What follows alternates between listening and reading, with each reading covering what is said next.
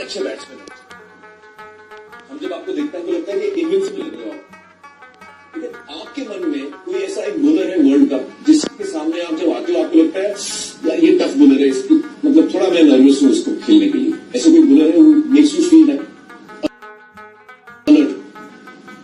जो मैं recent times में खेला हूँ bowling, I think Mohammad Amir हैं पाकिस्तान के, जो मुझे लगता है कि दुनिया में 2-3 जो टॉप के बॉलर्स हैं, one of the toughest bowlers to play, one of the toughest bowlers I have played in my career. Okay. And वो एक ऐसे बॉलर हैं जिनके अगेंस्ट आपको हमेशा अपनी ए गेम पे रहना पड़ता है, नहीं तो ही विल स्ट्राइक।